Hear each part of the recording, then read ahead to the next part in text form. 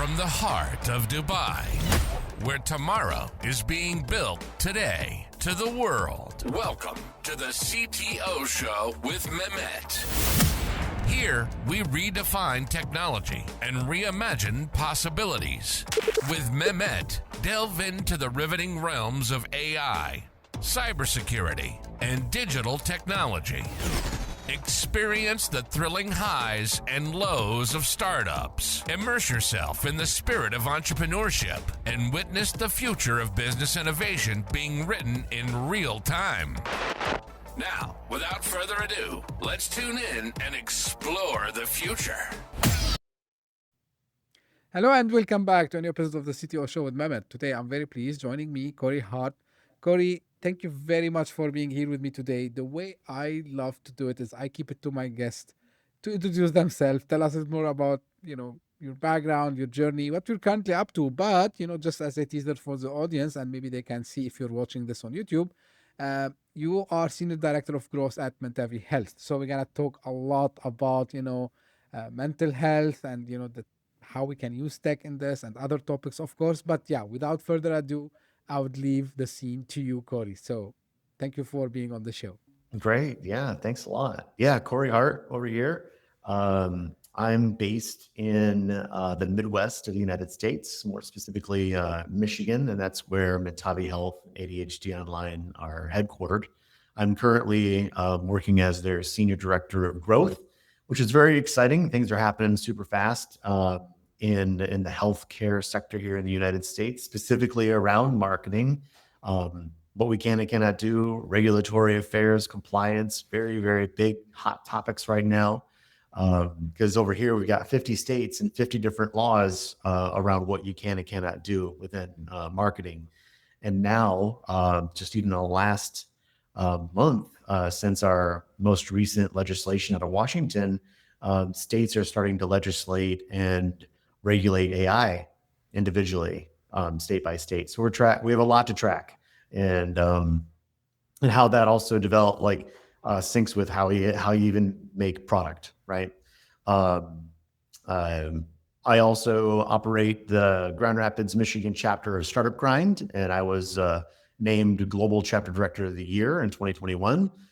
Huge, beautiful network. I'm just a startup and innovation junkie, probably like you, Mehmet. We just can't get enough of people that are out there getting their hands dirty, solving problems, no matter, whatever they are. I'm always so excited to learn about problems I have no idea even existed. And I also teach Business 101 at a local university. So I'm teaching first-year students at university all things about, business, and really leaning in on soft skills, because everyone's really kind of worried about uncertainty and are there going to be jobs when I graduate? Should I even be sitting here in university right now? So yeah, that's a little bit about me. Great. Thank you so much again, Corey. Yeah, you just, took a lot of questions that were on my mind and you put that, in the intro. We're going to uncover that. Just one point, which, when I was preparing, so I know you've led a public sector initiative, and an 800% growth telehealth startup also. And now, with what you're doing with Mentavi Health, what attracted you to this domain, Corey? It seems like a pattern to me, and I'm always curious, not as a whole, not as a host of the podcast, as you said, yeah, I like to uncover things. I know it's an important topic, but there must be something specific that, it led your paths to cross with health, telehealth, and mental health in specific. Yeah, that's a good question. It's kind of it's a marriage of purpose and curiosity. I had the benefit of a 25-year career in entertainment. I was, an entrepreneur at 16. I had a really great example from my father. I started DJing nightclubs, parties, festivals, a lot of travel. I've lived a whole life of just hedonism and me. So a little bit of soul searching. I kind of wanted to show up for others in a different way rather than just throw parties. And luckily, the innovation junkie in me gave me the opportunity to just start to say, yes, how can I help entrepreneurs, individuals, companies? And then I got known for really being able to tackle hard things and known for like running towards the fire. And I just love dumpster fires. I love operational challenges. I love super hard things. I love it when people say, no, you can't do that. That can never be done. So a lot of these opportunities find me. You mentioned the public sector project I was on. I had a friend reach out and say, hey, I need you in New York in a couple of days. We just got this contract with the city and state of New York. We're going to be helping the asylum seeker influx into the state, which was numbering thousands a day. And we got to figure out a way to house them and surround them with public services, get the kids in school, find them, housing, obviously, healthcare, legal services and support, feed them. That was incredible. Started with a team of like 6 people, grew to over 1,000. It was wild. Learned a lot. That was a year full of impact. Previous to that, I worked in a startup, and we, like you said, we scaled it 800%. That's starting from one behavioral health clinician to over 80, one state to 8 states in the United States, and those experiences led me to Mentavi Health, and it's the marriage of curiosity and purpose that I think thread the needle there for me. Great. What an inspiring. You said something which is, I was telling someone the other day, like, I have this in me, and it's a junkie as you describe it. Like, whenever I go to a place, even everything looks fine, perfect, I just ask, can it be done better? Or why you do it this way? Have you tried to do? Yeah, so it's something I think, it comes from curiosity. It comes from, the aim always to do something in a better way. Now, let's talk a little bit about Mentavi Health, Corey. What it does, and what's the core of it? What are the benefits that people get out of it? And then again, I'd like dive a little bit more into the tech part of it also as well. Sure, yeah. Mentavi Health was born as ADHD Online just a few years ago. Just like a lot of startups, the founder is super close to the problem. Needed a ADHD diagnosis for a family member, and was having a really difficult time getting that taken care of because the wait lists are incredibly long. The expense is incredibly large for most folks. It's a global problem, the provider shortage that we have of whether it's master's level, therapists, clinicians, social workers, or PhD level psychologists, psychiatrists, even doctors that are willing to prescribe and take care of or do the medication management for some conditions, specifically like ADHD. What the biggest innovation that Mentavi has is that we have decoupled the diagnosis from the treatment. So rather than go into treatment, get on those wait lists, you might be in treatment for some period of time, or you might find a provider that does a diagnosis service for, say, ADHD over the course of a few visits and maybe $4,000. We've said, hey, why don't we do the diagnosis first? Let's do it asynchronously.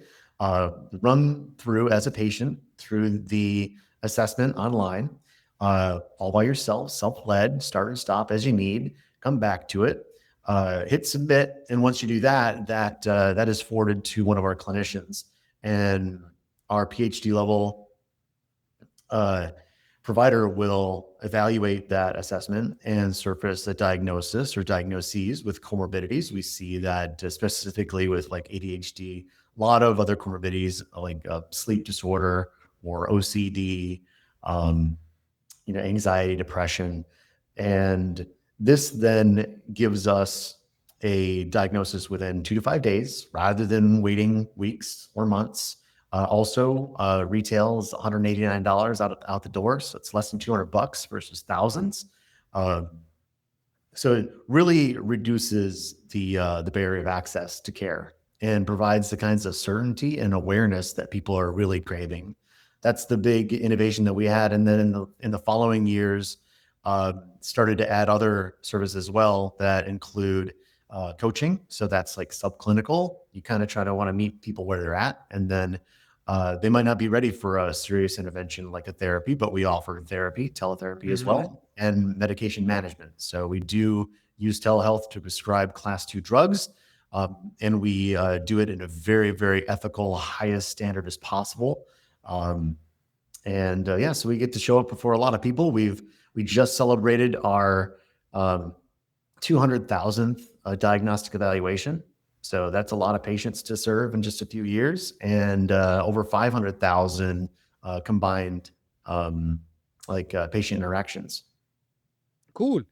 Now you mentioned about the need for this service, of course, and you said the founders were close to the problem. We know for a fact, like, we talk now about pre-COVID, post-COVID, right? And there's a fact, and there's a lot of studies that shows that first telehealth, it literally exploded post-COVID.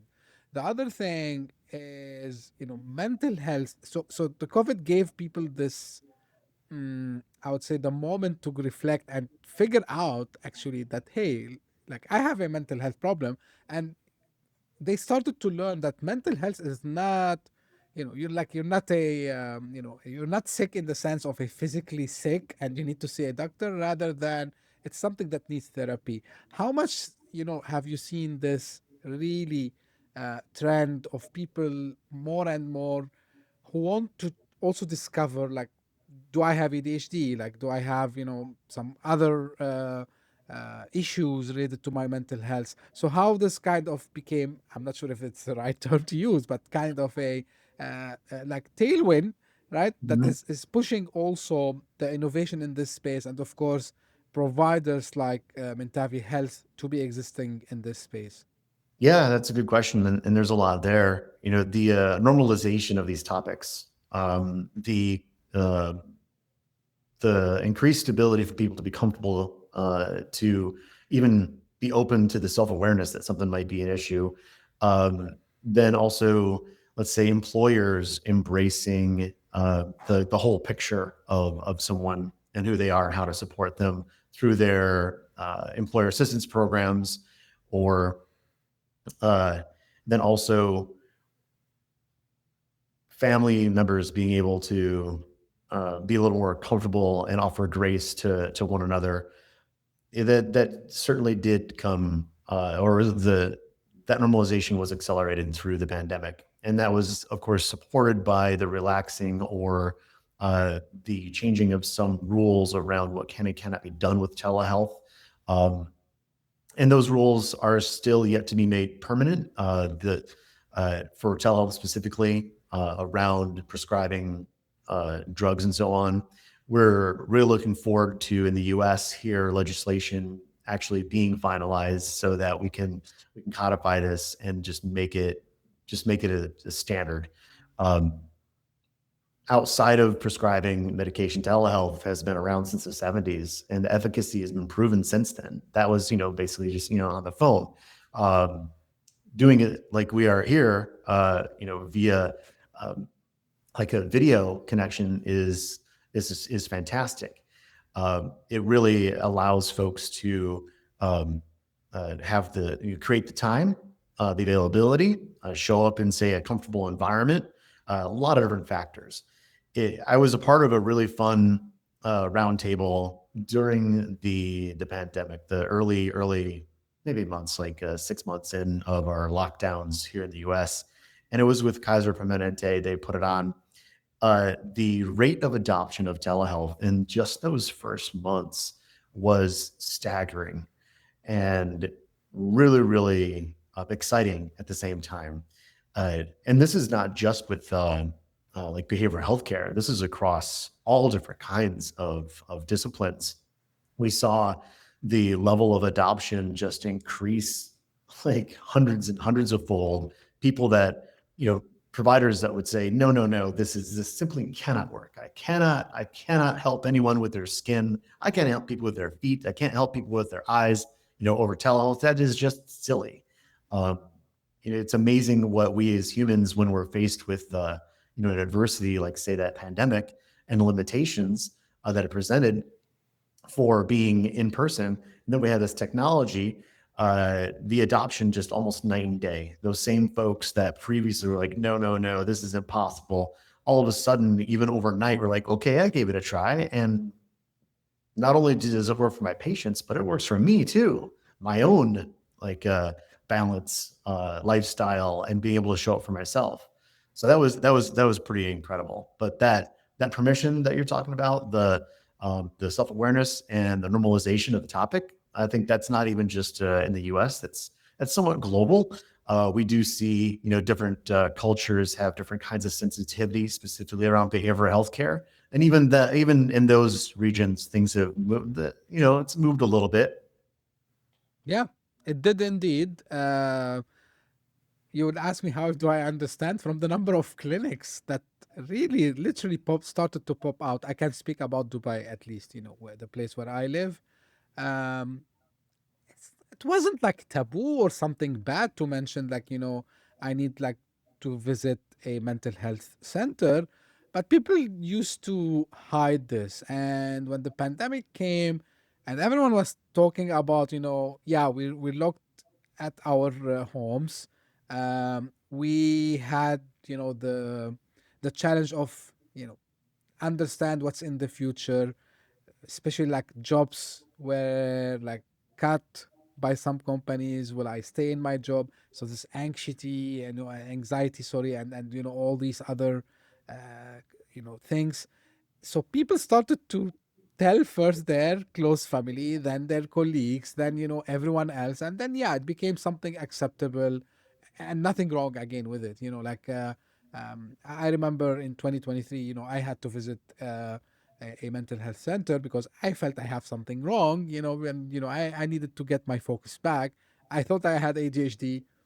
They said maybe they couldn't diagnose me. But anyway, so of course, like the pandemic pushed that on a global level. That's 100% true, Corey. Now, when we talk about growth, and especially with something related in general to healthcare, and something more specific, which is special kind of requirements when we talk about growing a company in that space. So what is the product philosophy behind it, like, and the messaging that you need to utilize, so you make sure that you're talking to the right people, you're talking also the right language. So what kind of philosophy, I'm calling it philosophy because I think it's like a philosophy to put that, especially in something very specific like mental health? Yeah, well, for healthcare here in the U.S., marketing is a little challenging because there are some limitations of what you can and cannot do. Uh, we have guidelines like high tech and HIPAA, um, and there's no shortage of healthcare organizations, small and large, in the news because they're facing class action suits, or they're facing suits from states and governments, um, all around privacy and trying to protect folks, which is really important. It can't just be the wild west out there. We have to be ethical in how we go about doing our business, and that is trying to get people through the front door, taking care of the patients that are in our care, and then also engaging with other partners, so other businesses, whether it's other healthcare organizations or say schools or employers, different kinds of community groups. Each one of these populations requires a different set of rules, guidelines, boundaries, and then messaging is like what you're talking about. And right now, 2025, man, I tell you, the landscape it feels completely different in August than it did in July. And July was completely different than it was in February. The benefits that we have now, the technology is so much better to enrich the data that we're getting, not necessarily in a way that is like hacking marketing, but it's in a way to show up for the individual in the way that the individual needs. And that is basically like the essence of really great care in the first place.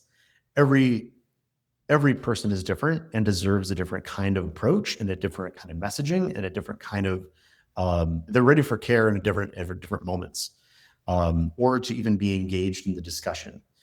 When we're able to personalize this on the individual level, that helps us show up for more people in a better way, and get them the care that they need. So I'm interested in doing whatever we can in that light. And so that's using AI tools. And there's a new term right now. It's gone from like direct to consumer or like business B2B, B2C. And then we do have a nice big segment of our business, which is B2B, contracted arrangements with different organizations. But this new term of B2Me. So like how I'm going to message you specifically, and then even perhaps say your best friend or your wife or your parent or your child, everyone gets a different message that's customized to them when they're ready. And we've known for so much time how much data we give up just on our phones, or where we might, choose to shop, or the different kinds of things we might read, whether it's news or fiction or whatever, where we went to school. So those profiles are out there, and I think it's if we use them in ethical ways, then it's nothing but upside. Absolutely. So this is, in AI terminology, which they call it the personalization. And I think, the ones who master how to use it are the ones who gonna win big. Unfortunately, I'm seeing a lot of, maybe you can tell me what you're seeing also, Corey, not related specifically to healthcare or mental health, but there's this debate about using AI tools in your go-to-market strategy.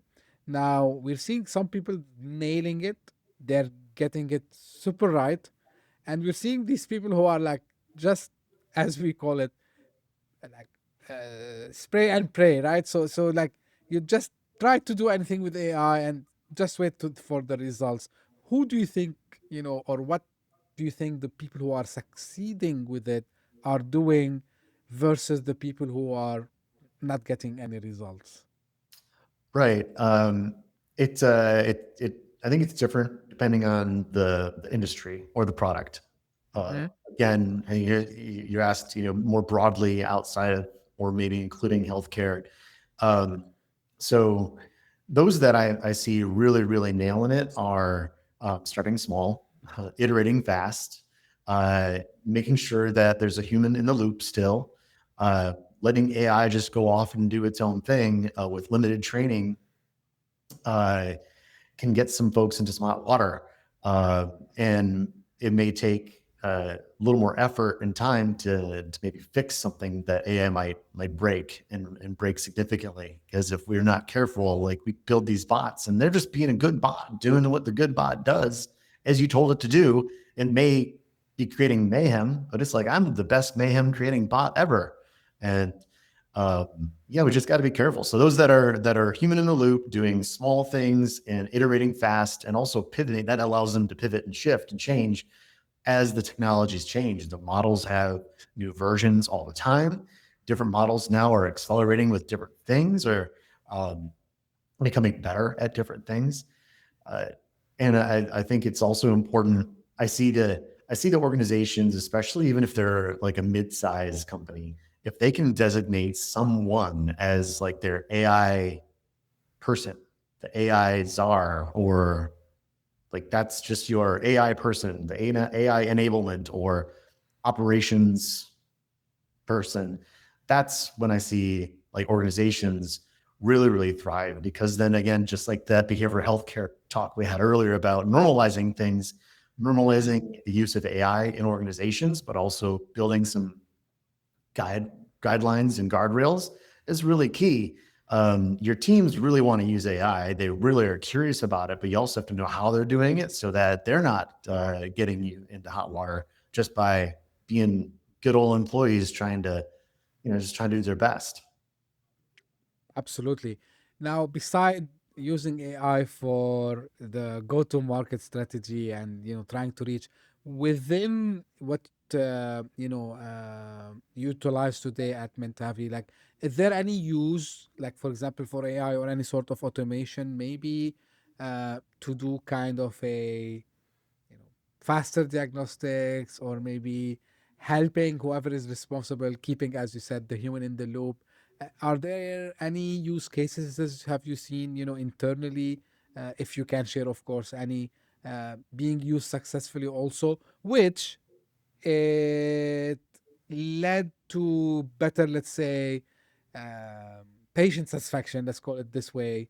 And this is kind of a customer success, where if someone is happy, they go and refer more other people. Anything you can share in that space? Well, we've like internally here at Mentavi Health, we have been looking at a lot of different off-the-shelf products.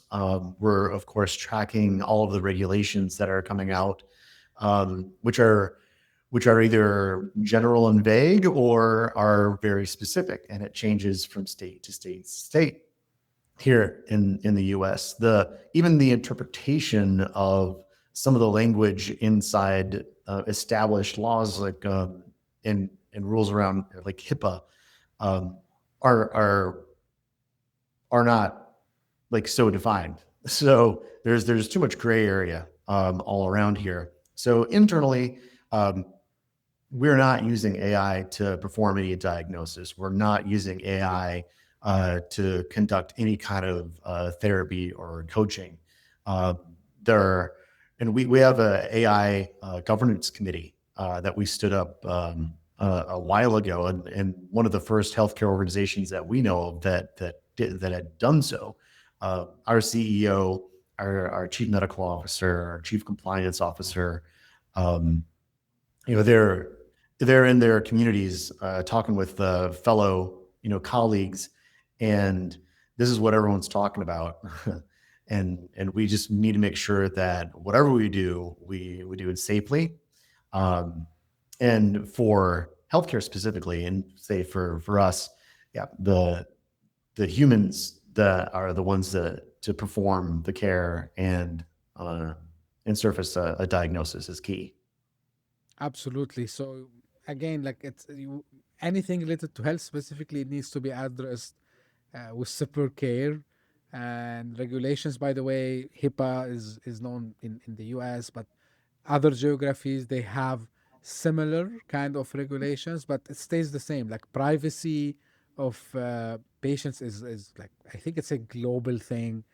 Maybe it falls under different names. I can't memorize all of them, but HIPAA is the model, I think, that other regulators, they mention when they want to apply even in a local legislation.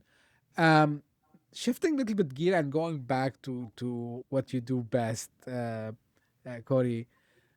Um, from your experience, especially, it's a very kind of a cliche, let's call it this way, going from 0 to 1 or hyper growth. What do you think the most misunderstood growth lever in your view? Like, what usually you see people get wrong? Uh, that's a good question. It's fun to have been around a lot of different organizations, and then of course the junkie that you and I are. We hear all the stories, we listen to the podcasts, we love the interviews, we read the books. Uh, I think one of the larger mistakes or most common, most consistent mistakes I see specifically like in growth is folks that um, they give up on success too quickly. And what I mean by that is they might find a tactic that works and they're like, yay, I found the tactic that works. And rather than put all the gas on the fire that fire deserves, they move on to the next thing. And Mm, maybe that's because we're of that growth mindset. And that maybe attracts a certain kind of person, which is like, all right, now something new, always something new, rather than, all right, this is working. Let's make it work the best it can, optimize it, grow it until we find that diminishing return, and then move on. Because then, Do you think, Corey, this is because because you mentioned books and so I've seen people, that they go like quote unquote too much religious about applying something they read in a book or listened to someone saying, probably the lean startup and about pivoting. So do you think like they start to slash themselves? Hey, like we didn't get this metric that we think we should have it, so let's go and do something else instead of giving a little bit the time that they need. Do you think that happens also? absolutely, yeah. Because just because you tried it this one specific way doesn't mean that that thing is wrong. You just might need to adjust, like you said earlier, maybe some messaging, or maybe it's the demographic or whatnot. Luckily, we have some AI that can help us do not just A/B testing, but A to Z testing now, right? Hmm. And that's really cool.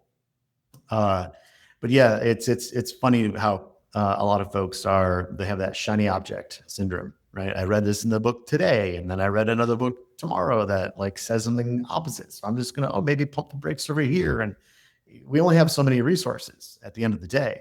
So we need to just feel a little smart about how we do that stuff, and track, a lot of tracking. A lot of folks I also see, especially early entrepreneurs, aren't so somehow they just don't like tracking stuff. So then you ask them like, well, why didn't that work? Well, I don't know. Or like, why did it work? Well, I'm not sure. So like, you can't like sometimes like I think some gut is important, right? Some like listening to our intuition is important. But it can't be the only thing, right? You have to have some sort of I think also folks they have a hard time setting goals, or like even if I fail, what did I let's do that autopsy. Like, what did I learn? Those some simple. And again, this is all back to basics kind of stuff. I don't know that we're inventing any kind of like new like go to market No. strategy or D2C strategy. It's just more efficient or different, but the basics are the basics, right? Basics are basics. But here I can add one thing, Corey, is I tell people you should always, especially when it comes to go to market, think in first principles always. Because, okay, you can, for example, if you are competing with a status quo, whatever that company is, and you know that they utilize this GTM strategy. So I've seen people who fall in this trap. Okay, let's apply this GTM strategy at our startup, and of course they are losing money, they're burning cash, and nothing happened. And usually what I tell people, okay, why you think you should go and copy someone else? Like, have you tried your own way? Oh, this is the playbook that everyone talks about. I said, yeah, the playbook is a playbook. It's a play. So you need to try until you figure out like how you do it. So I think the problem is we fall in this trap. I used to fall in it, me included. I'm not saying like I'm better than anyone else, but of course, this is why I call the aging effect, which you have this wisdom and you start to like think slowly. And you say, okay, why are you just copying this playbook? Like, okay, you can get inspired by it. I'm not against get Mm-hmm. inspired by Mm-hmm. someone, but customize it, dude. Like, just do some small tweaks here and there, and then try. Yeah, but I think people like to take shortcuts. Like, this is my own theory. Yeah, I like to call that low energy thinking. There's a lot of low energy thinkers out there that think it's oh, this is the quick way, or it worked for them, it's going to work for me too. And then the classic of, hey, did you talk to a customer? Have you done any research like that? Um, Especially like I love like part of the projects that I do in my business 101 class is everyone comes up with an idea, right? A business Mm-hmm. case. work in a small team and they build a pitch deck and all that fun stuff. And I specifically have them go out and talk to people, which is so uncomfortable Mhm. for these kids. And invariably, at least 75% of the company or company ideas come back and they're like, well, yeah, no one wanted to buy it. Yeah. Because I'm like, that's a great idea. Can you sell it? Is someone going to buy it? Yeah. An idea is only good idea if someone need it, right? Right. And it might Yeah. be This like great today, but not the right one. And that might change, in 6 months or a year or 10 years. Who knows? absolutely. Now, talking about startups and talking about, good ideas, bad ideas, from your perspective, because, we talked about it like having these multiple hats. From your point of view, what do you think makes especially because now you're in this domain, a wellness startup or anything related to healthcare, let's put it this way, investable in 2025? Any must have, anything, any models, any specific trends you're bullish on? Uh, well, I think now more than ever, like we just talked about first principles, like make money, make margin, be able to put money in the bank and pay your team, stay in the black. You mentioned earlier, just burning VC money, I, I'm finding a lot of folks getting some traction and some really good conversations with early stage investors uh, when they're thinking small in the short term, because a lot of these investors they're pretty savvy and they know that we're still in the early days on AI. Now, AI startups are sucking up a lot of the investment, but it's like AI that's helping with this, whether you're in space or whether you're in food or whatnot. It can't be all AI. A lot of the AI enablement stuff and optimization things, that's commoditized. That Mhm. stuff is going to be internalized, sooner than later. Like by having someone in the back, like, oh, that's Tom. He's our AI guy, and he's cross departmental, and he's helping everyone out. Um, so I think it's these companies that can focus on the business fundamentals, start something small, not that grand thinking, because I'm not seeing a lot of folks raise that cash just to experiment and play. Um, does that make sense? Absolutely makes sense. Absolutely. Now, part of what I'm trying to do on the podcast, especially recently, I'm asking my guests something specific to their area, city, region, whatever you want to call it. Now, when we talk tech, especially about the US, the first thing that comes to mind is Silicon Valley, right? But I'm sure there must be some innovations coming out of the Midwest where you are based. Uh, why do you think people get this, I would say, prejudgment that innovations can only come from Silicon Valley? Or no, this is a truth. And Silicon Valley, where all the innovation comes, and other parts, and you can talk freely about the Midwest where you are currently, is still lacking, and it needs time. What you can tell the audience about that? Well, yeah, you're right. There is that perception that it takes a metropolis or a certain kind of density, and I think that's early startup culture thing. Um, Folks were like, "Oh yeah, you need to have density, you have to have capital, and you have to have team, you have to have people, and you can't have an ecosystem if you don't have that."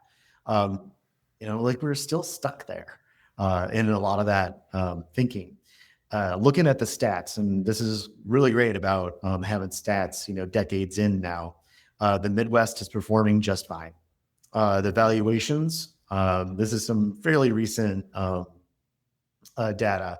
So uh, early valuations, we see that the Midwest companies are doing similar tech, like better margins, with lower valuations than on the coasts, say the Bay Area, the New York, whatever. When you Mhm. get to like Series B and beyond, the valuations are the same. So what that means is that's better money spent in the Midwest in the long run.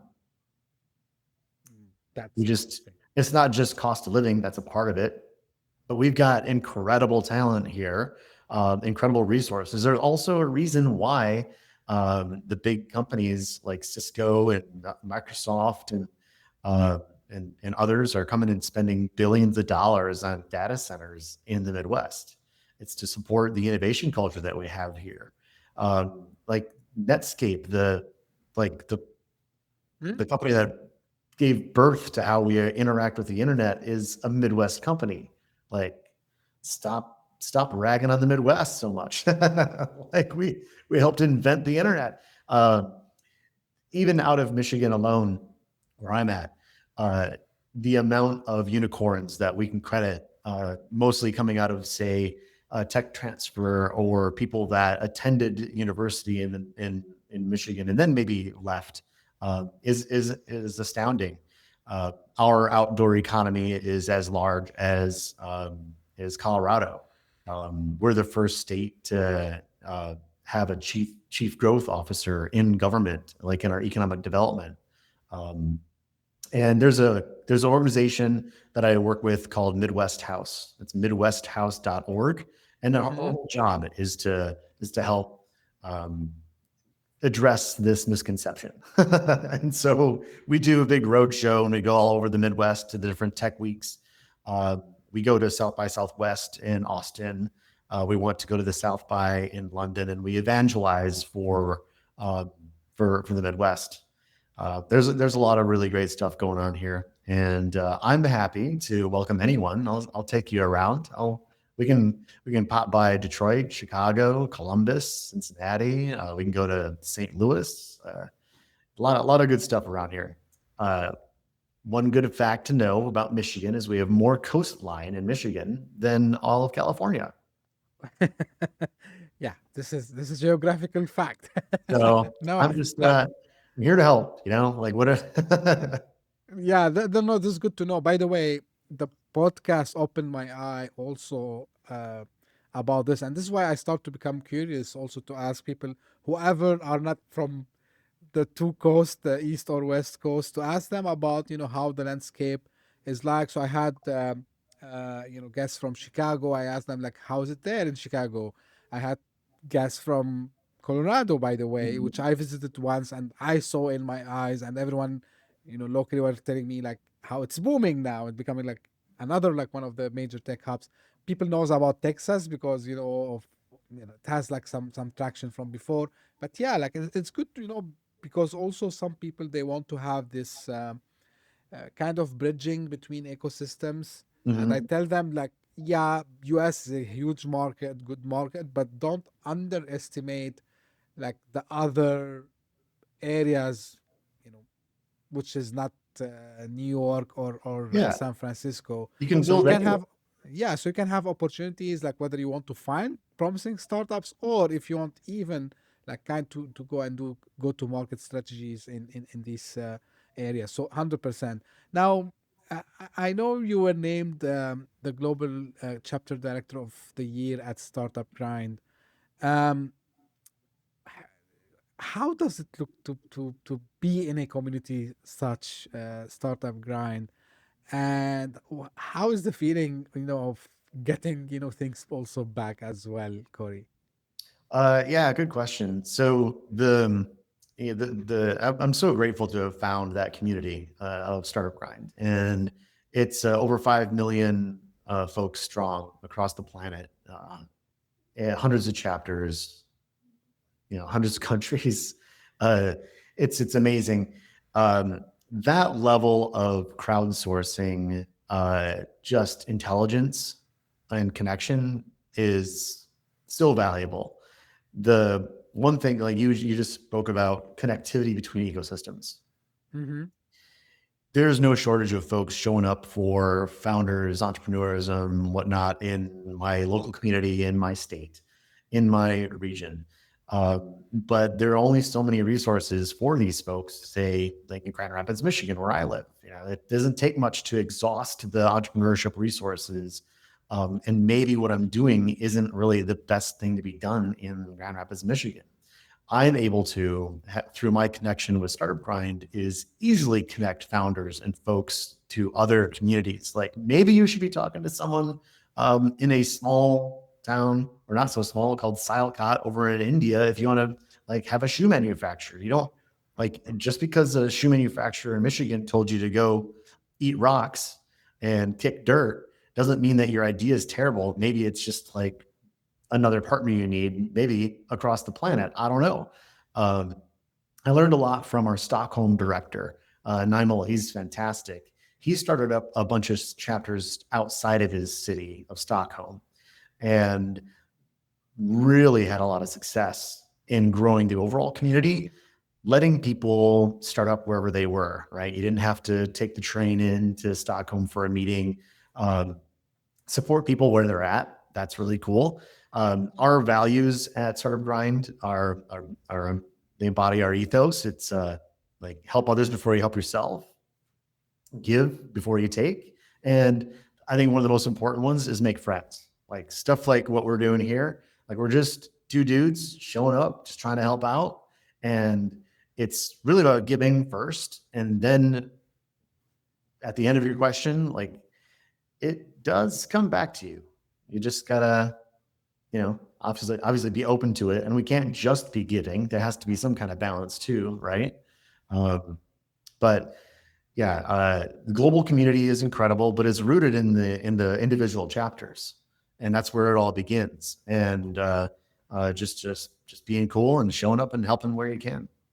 Absolutely. This is why I'm telling people also, talking about AI. This is the part at least which I'm sure in the foreseen future AI would not replace this human interaction. Us showing empathy to each others, trying to help each others.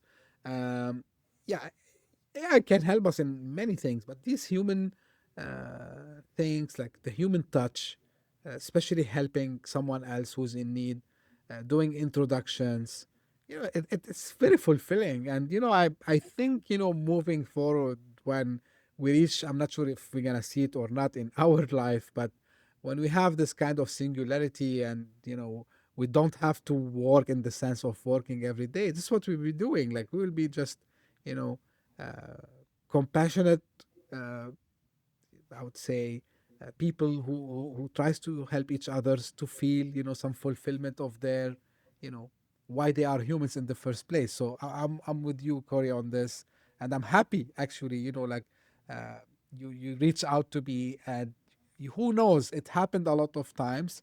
Someone appeared on my show, someone saw, they get connected. I did the intro Mhm. happily. And vice versa also, by the way. Like I saw something, I asked someone I know, can you introduce me? And also every time they told me, yeah, of course, with pleasure. And it was like a fantastic thing to do. And this is why this show exists. And this is why I say like it's only not only about the discussion itself, it's also about inspiring. It's about like how we can help, doing connections.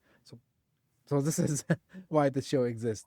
Corey, as we are close to an end, anything maybe I should have asked you about, or maybe something you want to mention that I'd find a question for you to do so, you want to tell us, and where people can get in touch with you. Sure. Folks can find me. LinkedIn is a great spot. It's Corey the Heart is my handle everywhere. It's also my website. So it's Corey Corey the The Heart Hart Corey the Heart. That's where I'm at. Find me. Happy to help in anything in any way that I possibly can. Uh, Introductions is really the way that I show up best because I'm pretty busy, here. So I don't have a lot of time to do any of the fractional stuff I used to really, really dig into. Um, but it's just been really great to make your acquaintance. And I look forward to maybe even sharing a meal one day. Who knows, right? Absolutely, with pleasure, Corey, and thank you for being here with me today. So for the folks, I gotta put the links in the show notes. If you're listening on your favorite podcasting app, or if you're watching this on YouTube, we'll find it in the description. Again, I can't thank you enough, Corey, for this discussion. I really enjoyed it. Um, it's eye-opening, I would say. We discussed multiple things. We focused in the first part mainly on what you do at Mentavi Health, and the go-to market, the marketing strategies, the also what startups in that domain they should be doing. And of course, we ended up with talking about the community and the giving back. So thank you very much for being here with me, Corey. And this is for the audience. This is how I usually end my podcast episodes. So if you just discovered us by luck, thank you for passing by. If you enjoyed, please give me a favor, subscribe and share it with your friends and colleagues. As I was mentioning, we're trying to do some impact. So the more we reach to more people, the better it is. And if you are one of the people who keeps coming back again and again, thank you for being loyal to the show. Thank you for your support. Thank you for all the messages you send me. Thank you for taking the show this year. I'm repeating after every episode, I know, but I need to thank my audience and my guests, including you, Corey, because without you, I couldn't have the podcast reaching the top 200 charts on the Apple Podcast in multiple countries at the same time. We reached like 7 countries simultaneously under the entrepreneurship category. So thank you very, very much. And as I say always, stay tuned for a new episode very soon. Thank you. Bye-bye. Bye-bye. Thanks. Hit that subscribe button, share the show with your tech-savvy friends and fellow entrepreneurs, and leave us a review on your favorite podcast app. Your support means the world to us.